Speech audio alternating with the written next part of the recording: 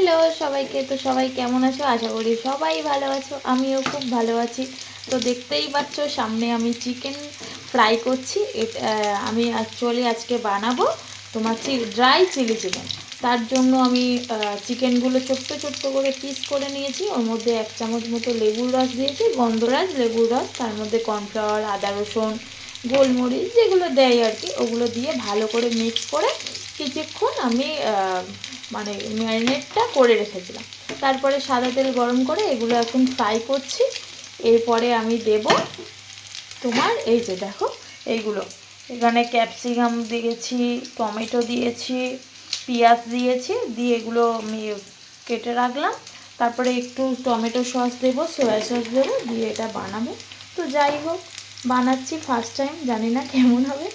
তো তোমরা জানিও কে কেমন করে বানাও। আমি তো এইভাবে বানাই, জানি না কেমন হবে। তো যাই হোক, এগুলো কিন্তু ফ্রাই হয়ে গেছে। এবারে মাঝখানটা ফাঁকা করে নিয়েছি, এবার এইগুলোই সব দিয়ে দেবো।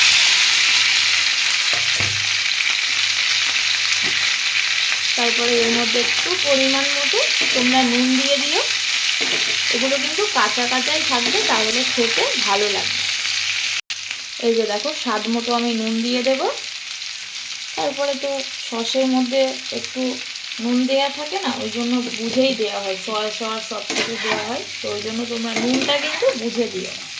দেখো কালারটাই ভালো লাগছে না, এগুলোর কালার কিন্তু কাঁচা কাঁচা থাকলে ঠিক থাকে, বেশ গ্রিন গ্রিন কালারটা বেশ সুন্দরই এসছে। তো যাই হোক, দেখো একটু নরম হয়ে এসছে, তো আমি একটু টমেটো সসটা দিয়ে দেবো। একটু বেশি করে দিলে আমার মেয়ে বেশি পছন্দ করে আর কি। তো দিলাম টমেটো সস, কালারটা খুব সুন্দর এসছে, আমার কিন্তু বেশ ভালো লাগছে। জানি না খেতে কেমন হবে। আর আমার মেয়ে কিন্তু এইটা খেতে না খুব ভালোবাসে, খুবই পছন্দ করে। তাই ওকে চিকেনটা এইভাবেই দিই, ও এমনি চিকেন খুব একটা পছন্দ করে না, তো এইভাবেই চিকেন খাই। তাই আমিও ভাবলাম।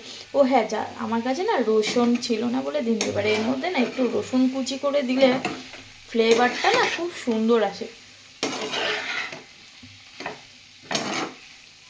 তো কেমন লাগছে জানিও কিন্তু, চিকেনটাও কিন্তু একদম সফট হয়ে গেছে।